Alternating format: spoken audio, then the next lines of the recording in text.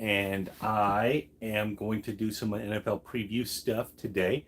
The first week and one game, because of the Hall of Fame game was actually an extra game, are in the books. Preseason in the books, and we have seen some interesting things. Number one, the huge majority to the over. Craziness. Normally that's an anomaly. Generally, preseason games overall usually lean under. I think it went like 11-2, something like that. 11-2, somewhere in there, to the maybe 13-2 to the over. Now some of them were borderline, so they might have closed differently. But overall, I mean, there was a ton of overs. Teams were scoring a ton of points in the preseason. I think there are some major factors attributing to that. And I actually don't think it'll stop. Obviously, as you cut rosters down, the players get better and better and better as you're getting rid of the players that are not as good, right? So teams will get better and better and better, which I do think levels up the scores a little bit, but the over and unders will be adjusted by Vegas to suit that. So one of the things, I just want to talk about some of these games, because guys, most of the time in the preseason, sorry about that, I just had to move that a little bit. Most of the time in the preseason, most of the games don't have any bearing on the regular season, most of the time, right? Generally, the only ones that really matter are the ones that have a QB battle in them, or a brand new first-time head coach that you don't really know what they're going to be doing. And we don't have a lot of that. Because Josh McDaniels, we know him. He's been around forever. Peterson, we've seen him coach for a long time. There's just a lot of the coaches that they're not new, so to speak. They're not like the group that came in last, where you had Stefanski and the guy at Cincinnati and LaFleur and all those guys. They were kind of new to the show, and they've come on to saying they're really good coaches. This group, I believe it or not, guys, I think this group's going to fall on their face, because they're like the third and the fourth run of that run.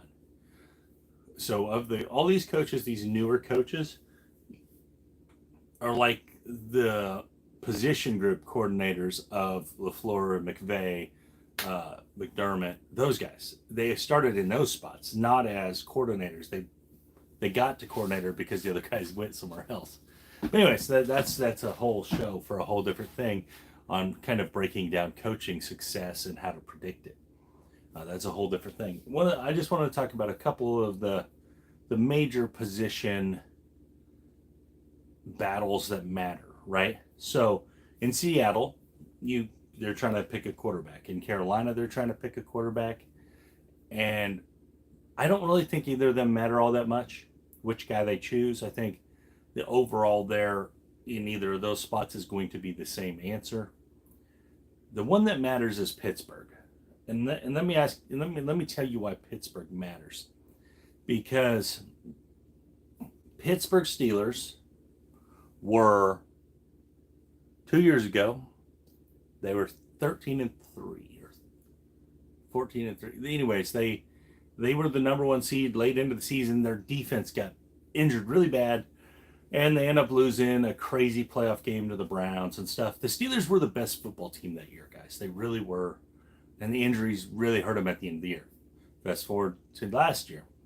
Last year, the Steelers' defense carried them to a playoff.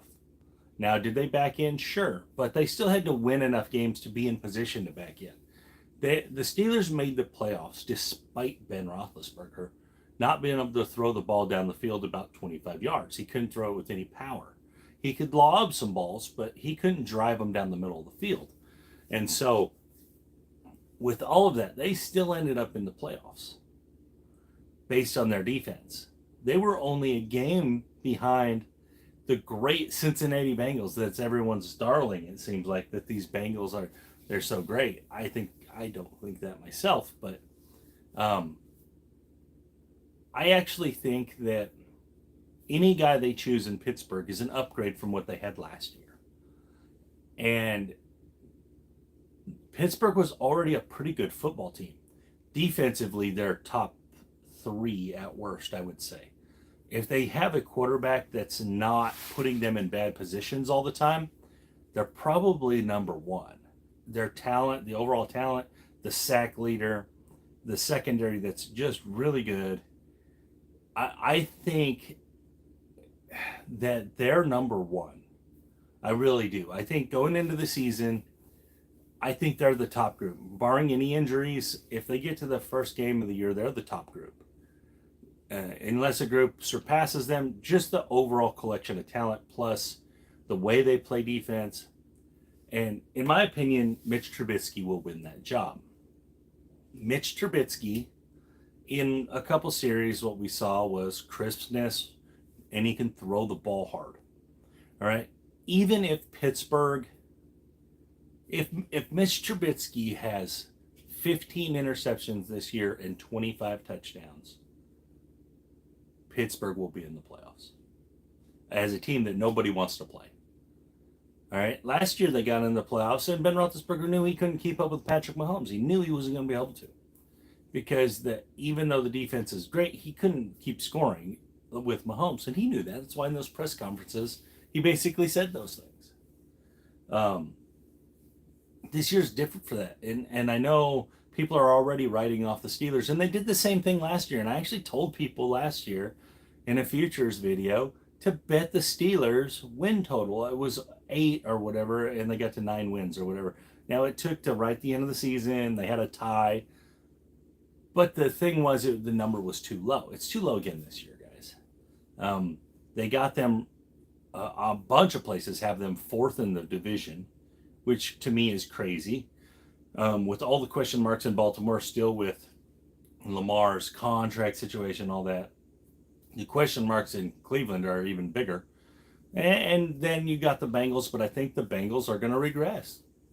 And let's not forget, I want to bring this Bengals thing up again. The Bengals only had 10 wins in the regular season. They were 10-7. They weren't lighting it up as people infer a lot. What I hear, and I'm by people, guys, I'm talking about these analysts. I'm talking about all these analysts on TV. And a lot of these YouTube analysts, too, they talk about how the Bengals are so talented and this and that. They have a couple spots, there's no doubt. Their defense is a huge liability.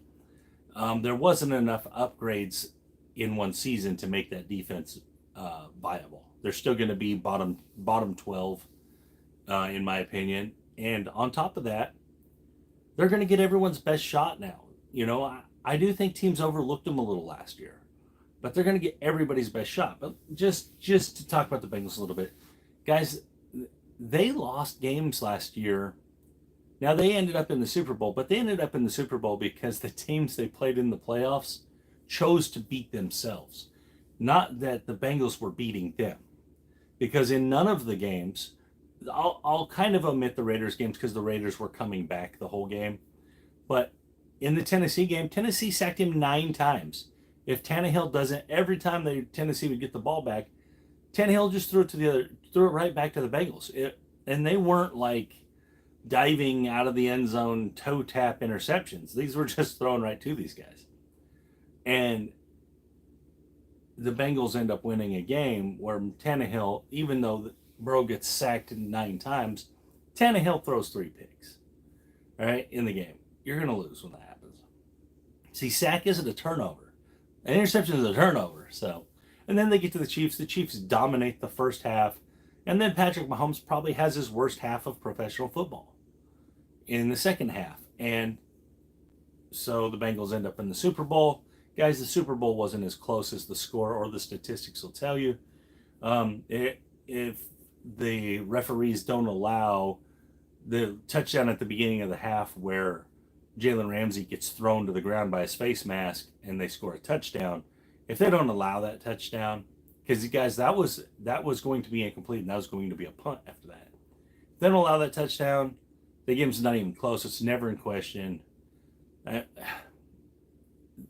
the Rams dominated the Super Bowl, and a few breaks Cincinnati way made it look closer than it was. And I know the Rams had to have a game-winning drive and all that, but they should have never been in those positions. They should have never been there, um, especially for that one touchdown that should have never been a touchdown. And what I'm getting at, guys, is that the Bengals had a miracle run. They had a miracle run, and they fell short. We've seen this a few other times. We've seen teams have just great runs. Not all of them fall short. We saw the Giants do it twice, right? The Giants made it into the playoffs 9-7 that one year and win the Super Bowl. Them are miracle type runs, right? Things fall into place for them.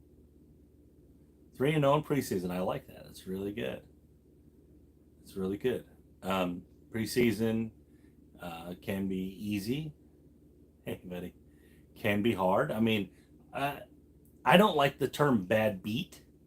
I do think there was a bad beat in week 1. I think the Detroit beat, where Detroit lost the game late in that game.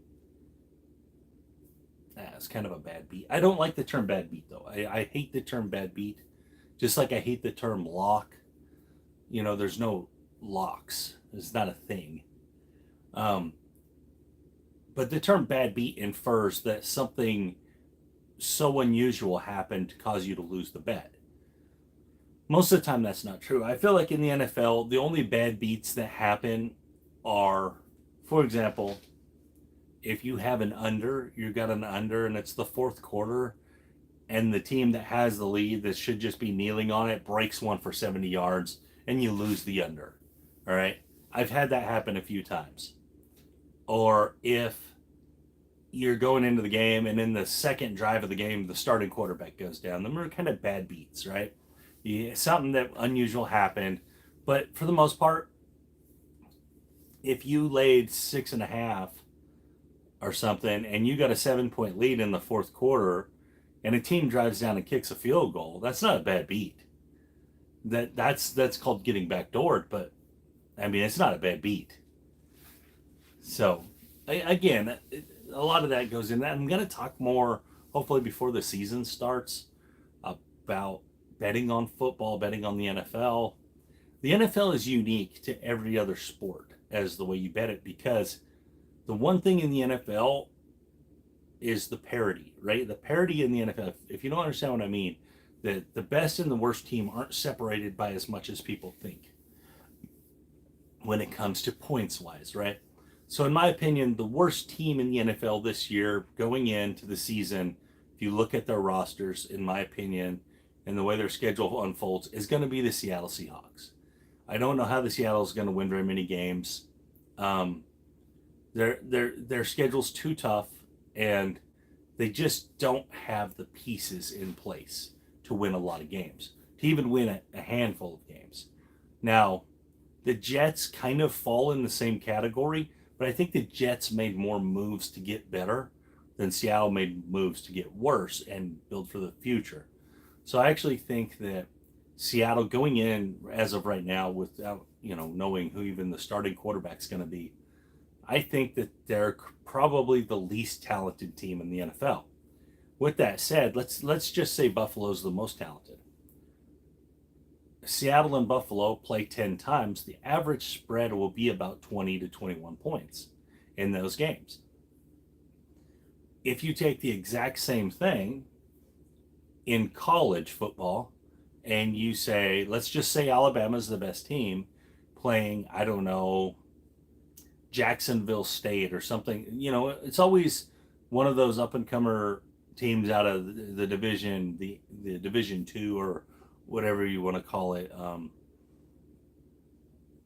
They're always kind of the weaker team, right? They're going to get blown out 65-3 and stuff. Well, in college football, the best to the worst, because there's so many more teams, and the talent is so much, the discrepancy in talent is so much larger, that third and fourth string guys for Alabama often are better than the players that they're playing against in those small teams. So you get really lopsided scores. So the variance And pro is only about 21 points from best to worst. In college, it's about 60 to 65 points from best to worst. So you have a lot of teams falling in all these other spots, and it's the variance is so much higher. So that's why pro football, NFL football specifically, because there's other pro football too, NFL football specifically has a lot of parity. It's very close. The talent generally is very close. And there'll be a few stars on each team that kind of tip the balance one way or another. And that's what you're looking at. Really, when you're handicapping, generally, if it's not a situational handicap of some kind, you're generally handicapping one team's stars versus the other team's stars. And that is kind of usually how it falls out, right? That's why the best teams generally have the best quarterbacks, because that's usually the deciding factor in most games, is which quarterback was the best. And most of the time, there's a handful of guys that consistently are the best day in and day out. And there's other guys that, even though they played well, they weren't better than the best. And so a lot of handicapping really comes down to just one or two position groups who is better. You know, it happens very regularly. A lot of times, if the offenses are equal, it's just who has the better pass rush.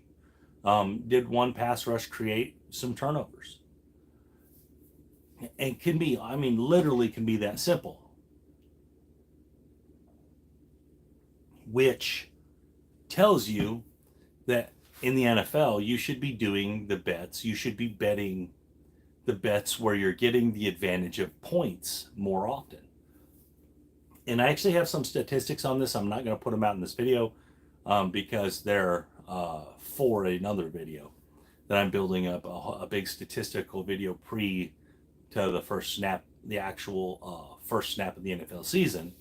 But anyways, these statistics reflect how teasers in the NFL, basically, if you teased either side on a huge majority of the games, that they were winners. Either side on this huge majority of games throughout the season, they were winners. And you could go back year after year after year after year, and because of the handicap in Vegas is usually very tight, these teasers generally win at a higher rate than you need to be profitable. The problem with teasers is people prepare too many games together. If you're just doing 2-pick teasers, guys, you're going to win a lot in the NFL. And my statistics that I've dug up and that I've found show that most of the time it doesn't even matter which team you tease, which side you're on, because a huge percentage fall in the middle because the handicap from Vegas is good. So that's some information I'm going to have in a later video, along with a bunch of other statistical stuff. But yeah, the overall, man, is just good when it comes to the NFL's parity. You can rely on it. You can rely on that day in and day out, the teams are going to be good. And both sides are going to be good. And they're going to play close games. Is there the anomalies? Of course there is. If you have 14 or 16 games in 1 week, 10 of them are going to be single digits. 10 of them are going to be decided by single digits. Well, the great thing is most teasers will get you to 10. Or, you know, if you took the points, most of the time it's going to get you to 9.5 or 10, most of the time. And so they fall within single digits. If you took the points, you're going to win on teasers. And guys, I'm bringing this up because these next set of preseason games, I'm going to be exploring the teaser stuff a lot with you guys. I'm going to be finding spots that are non-traditional teasers. And what do I mean by non-traditional teasers? What I mean is they are not Stanford Wong teasers. All right, Stanford Wong, if you don't know what I'm talking about, he wrote some books. He's a really smart guy about teasing the NFL. And he said, you know, there's certain spots where you're getting the most value out of the teased points. And because you're getting through these key numbers of 3 and 7 and stuff like that. And it's 100% legit. It's 100% right. If you never heard of Wong teasers or you've never heard of this, you should go look it up. Go look it up. Do the reading for yourself. It's great stuff. It really is. Um, and it's something that as a sports bettor, if you're betting on the NFL, that you need in your bets. You need this style. You need this weapon to be able to use, because week in and week out, there's plenty of Wong teaser bets usually that need to be going in. They need to be put in because their win rate is so high. But there's a secondary set of these teaser bets that get overlooked that actually win at the same rate or higher than Wong. And they're non-traditional. And so what happens a lot, just like in the craps world, that if you come up with a non-traditional style of betting, it gets blasted. People are like, no, that'll never work. It can't work. This or that. But the truth is that if the traditional style of betting was so great, then how come people are still losing money sports betting? It's because it's not that great. The edge is very small. But with all the new bets out there, with all the new ways people are able to bet on games, Vegas has created some holes, or the bookmakers have created some holes where you can exploit them at higher rates than normal. And one of them is with the teasers. And so, for example, a Wong teaser, you would never tease the plus 6.5 to plus 12.5. In a Wong teaser, you'd always tease it down to just win, or let's say 7.5 to 13.5. The Wong teaser always tells you to tease it down. But if you do the research, teasing it up to 13.5 is actually a much higher win rate.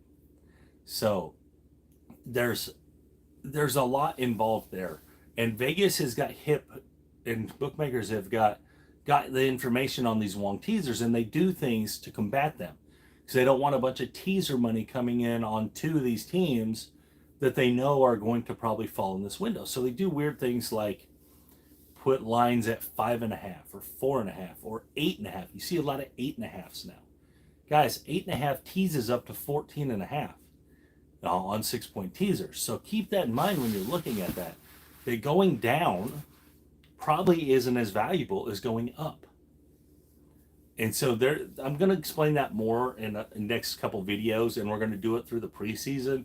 Now, because the preseason, I think we're going to get pretty equal battles for the most part. So I'm going to explore some of these alternate styles of teasers for you guys to put into your tool bag, into your weapons, to make some money.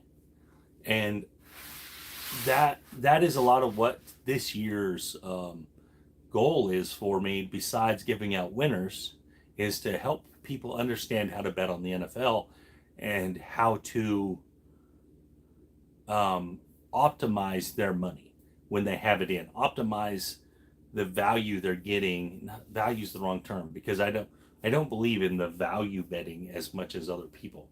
But optimize the win percentage, the win rate. All right, because I feel like if you had 10 minus 300 bets a day and you won 8 of them, I'm okay with that every day. You know, if you're winning 8 out of them, I'm okay with it every single day. So, the value doesn't matter as much to me. It's about win rate. You keep your win rate up, you're going to keep your profits up. The more you have coming in, the more you're going to make. Again, guys, I don't have any. One thing I want to point out first too is I don't have any issue with other people's handicapping styles. I just don't think there's only one way to do it. Same thing with craps. I've never been the same as the traditional in craps. I actually think traditional styles of craps are losing styles, in my opinion. When there's so much better ways to play the game. But again, sports betting, especially NFL betting, because NFL betting and Major League Baseball and NFL betting have the most history to them. Like where people have developed direct systems, winners and losers, to generate a lot of winning picks. But generally, they all kind of fall in the same bracket, and I don't fall in that bracket. So if you're looking for a handicapper that's going to try to give you a bunch of plus 150 bets that you have to win, 3 out of every 4 to be profitable, I'm not the right guy. All right. There are lots of people that do that, and there are lots of people that claim to be successful doing it. In my experience, and I have 20 years of experience of betting on the NFL. I have less at betting on baseball, but as far as the NFL goes, in my experience, if you're taking too many underdogs, you're not winning money. So now, if you're taking points, that's different. But if you're just taking the money line underdogs, and I know that's what a lot of people do because of the plus money, but or they make 3 and 4 pick parlays because you get this big plus money. But the truth is, guys, the win rate of them is so low that you don't win. And this is one of the things I always tell people is that I know a lot of guys, and a lot of guys have helped become better sports bettors. They do 4 pick parlays. And why do they do 4 picks? Because 4 picks end up at 10 to 11 to 1 generally in that range. And they're looking at it like, yeah, I could put $100 on this and win 1,000. Well, you can. But the problem is you're not going to win. You're going to lose more than 10 times before you win one, probably. And now, don't get me wrong, there's plenty of people that have runs where they hit 3 or 4 picks and it was profitable for a season, sure. But if you counted up all your 4 picks on all the winners and losers, you're probably negative on it. And the reason is because it's so hard to pair 4 specific bets into one bet and get all 4 right. It's so hard. And the thing is, and it doesn't make sense from this standpoint. So let's you put a 4 pick all ATS bets, so they're all bets that in the NFL are getting around 110, the normal juice rate. And so you got 4 pick in, you're getting, let's say 11 to 1, and you go 75%. You win 3 out of the 4. So you just lost. You lost that bet. But if you would have bet those bets individually, you would have went 75% and you would have won 3 and lost 1. So you would have been very profitable, right? Whatever your unit size was or whatever, you would have essentially won 2 units. And that's the difference. That's what I'm trying to explain to people is why you should stay away from parlay bets. And if you do play parlay bets, you should never play parlay bets over 2 picks because the percentages of wins to losses don't make sense. That's the big problem, right? The percentages, if you go 75% on your 4 picks, and you won 3 out of every 4, so you lost, let's say you lost 5 or 6 of them in a row, you should have been way up because you should have been winning 3 out of every 4 picks, and you should have been way up. Instead, you're not because you parlayed them. So again, I don't think you should parlay a ton of bets. I have a rule that I tell people to stick to, and that's 85% of your plays should be single outcome plays. So 85% should be single outcome bets where it only takes one thing to happen to win the bet. Whether that's a prop bet, a side, a total, whatever it is. Doesn't matter. It should be single outcome. Then 15% of them should be teasers, 2-pick parlays, stuff like that, round robin type stuff. Leave that to about 15%. And then I know this is over 100%, but then 1% should be like unicorn plays, home run plays, right? If you have a 25, a point, a quarter of a unit to put on, let's say you have 6 games you really like. So you put a 6 pick in for a quarter unit. It shouldn't affect your overall very much. You have this unicorn play in, and maybe it hits once or twice a year. But it should be 85-15, and then very little on your home run plays.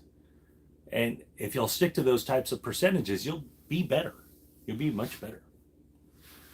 Especially if you even adjust them higher. If you go like 90% single plays, you're going to do better. The more single plays you have in, the better you'll do.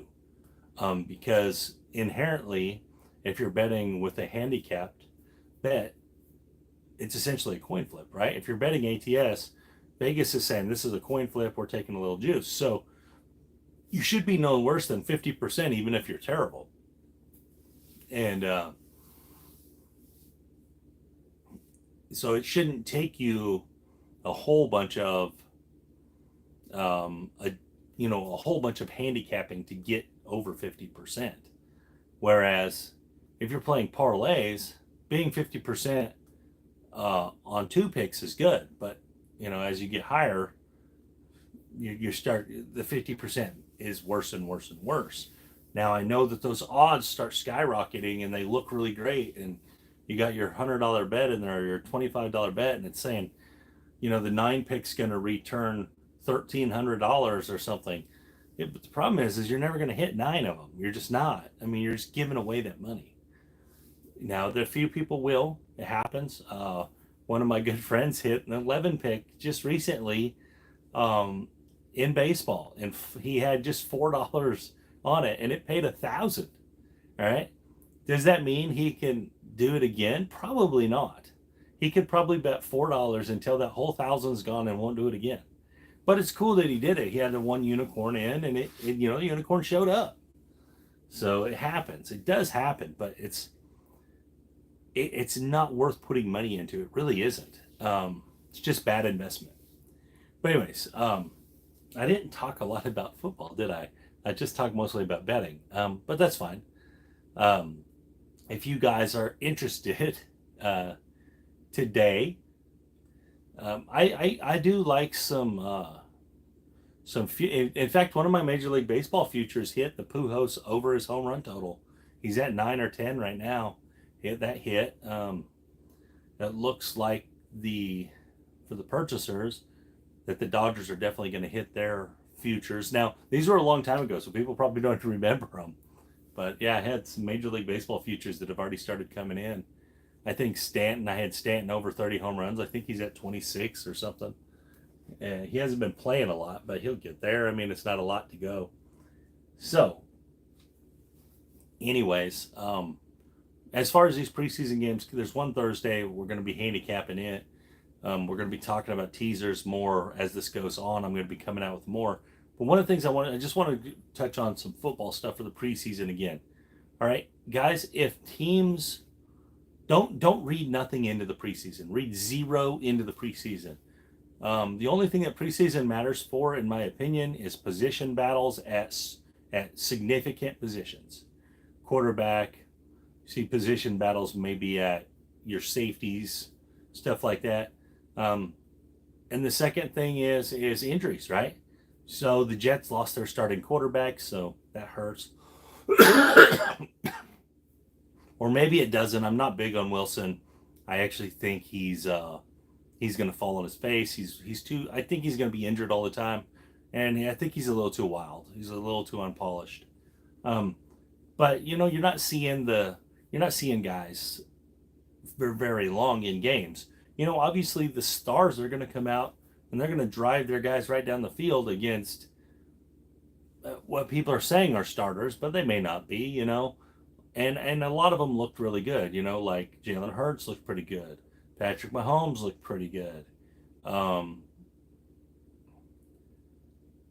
can't think of any more off the top of my head, but where they just looked really good on their one drive they played, and they go right down the field and score. But just don't read nothing into the preseason. The preseason's kind of its own little animal. It's like a pre-playoffs, and then you get a season, and then you get a playoffs. So, but don't read nothing into it as far as quality of teams. You're just looking at a few position battles around the league, generally starting quarterbacks. And like I said, I think there's 2 of the positions quarterbacks battles that don't really matter. and then there's one that really does. And the two that don't, I don't think Carolina really matters, and I don't think Seattle really matters, because I don't think whichever guy they choose changes the team in a way where they go from 4 wins to 8 wins. I don't think it's the case. Then you got a couple of the newcomers, right? Like the Trey Lance thing, right?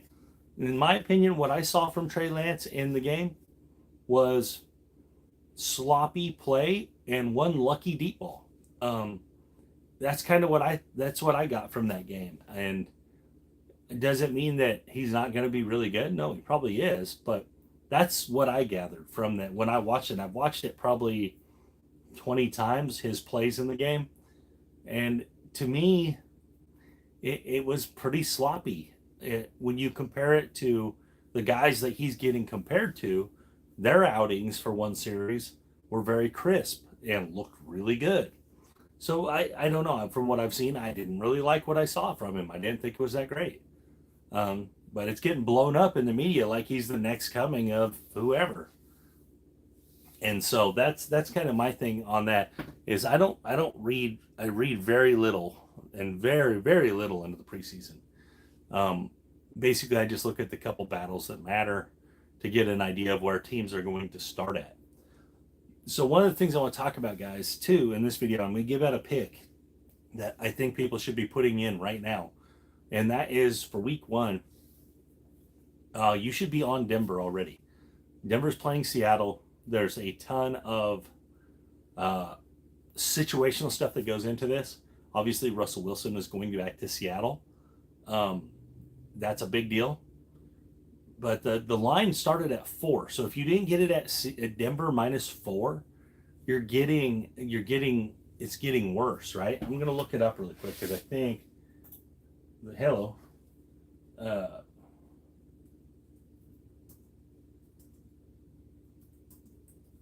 I think that it's already up to like 6 or something like that. So let me look at this really quick. Let me go.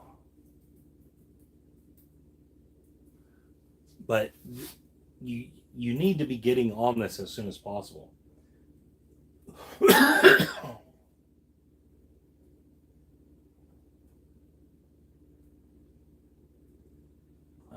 Hold on, I'm trying to find this here.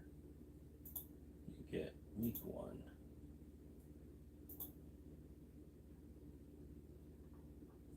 Scroll all the way down there, the last game of the week. So right now it's up to 5. The line is moved to 5 in most places. All right, guys, this is a very, very low line for this game. Even just the pure talent. If you took the quarterbacks out of the equation, the talent is very lopsided in this spot. And it's going to be the best week game. It's going to be the best play of the week, and I don't think it's actually going to be close. And that has to do with the line being too low. There's also another one that I really liked. Okay, so I'm going to give you guys 2 early picks that I think you should get on now because I think they will change as the preseason goes on and they'll get worse. Number 1 is Denver. Get on Denver. Get to Denver before that gets any higher. Put it in teasers, whatever you got to do. Get on Denver, money line, whatever you like. The second one is Pittsburgh playing Cincinnati in Cincinnati. Guys, the spread is 6.5. All right, so you can tease Pittsburgh up to 12 right now. You can get them teased. You can go and put Pittsburgh and Denver in. You're getting Pittsburgh at 12.5, and you'll be getting Denver at +1 or +2 or 1.5 or whatever. In this case, I know I just talked about teasing the points up, but in Denver's case, you shouldn't. It should always be down because Seattle doesn't have a chance to win this game, in my opinion.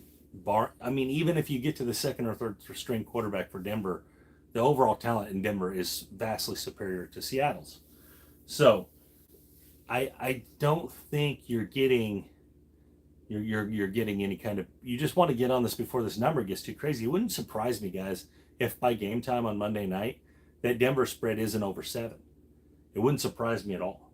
By week 1, by the time all them games are played, Monday night shows up, that hasn't moved up to 7 or 7.5.